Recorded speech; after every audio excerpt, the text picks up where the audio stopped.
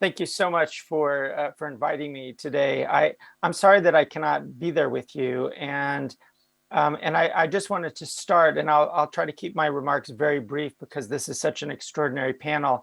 But I just had to start by saying that Asma Jahangir was really a hero of mine, which is one of the reasons why I really had hoped to be there. She, the kind of bravery, the clear-eyed approach to the rule of law that she exhibited has been something that I know that I and many others around the world try to emulate. And to be on a panel with new friends and old friends like Nigat and Masa is really great. So I would want to say just a couple, and of course you, Osama, who gives so much to the world of internet freedom.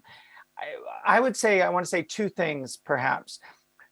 When we think about internet regulation, particularly in this context, when we think about the regulation of content, my fear from years of evaluating content regulation is that states very often over-regulate. So even with the best intentions, states that seek to prevent what we might think of as offline harms, they end up regulating very legitimate content. They end up regulating, and this is online and offline, they end up regulating political speech, religious speech, speech about health, particularly reproductive health, all sorts of speech, when it gets regulated, almost naturally, and this is deeply unfortunate, naturally ends up being overregulation and results, in my experience, and in what I've seen over many years, is really indeed a repression, particularly of marginalized voices, those that don't have particular space. And that has taken a particularly heavy toll on marginalized voices online, because the online world has created new space for people. So for me, the question is, if government regulation, which of course, and I should footnote, there's a legitimate place for government regulation when we're talking about incitement to hatred, to violence, to terrorism, or to other kinds of, to child endangerment and so forth. But if we're not talking generally about government regulation because of the concerns that so many of us, particularly people in marginalized communities, might have, what are the other options?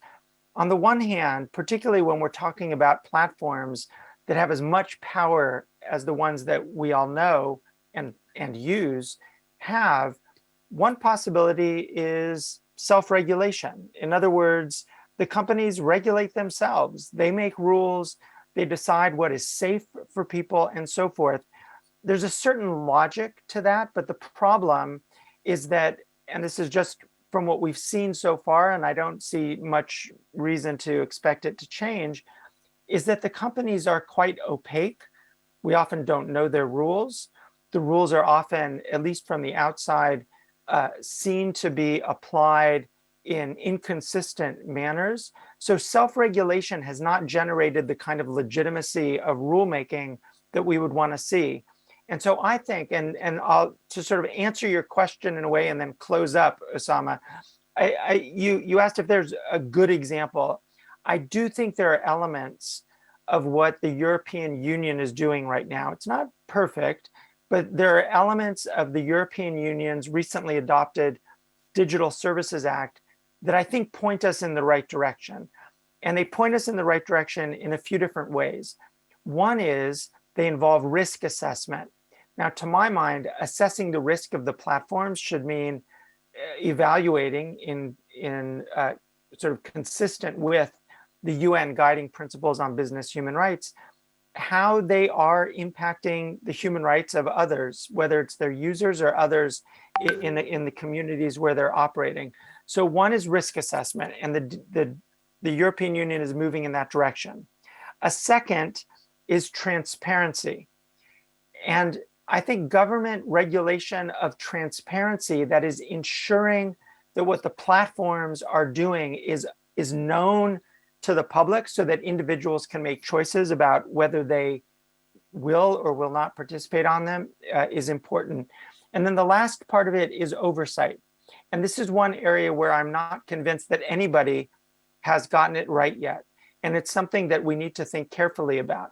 What does public oversight over the platforms look like? I think in many respects, if they move in the direction of risk assessment and transparency, the next question is who monitors them? Essentially, who polices them?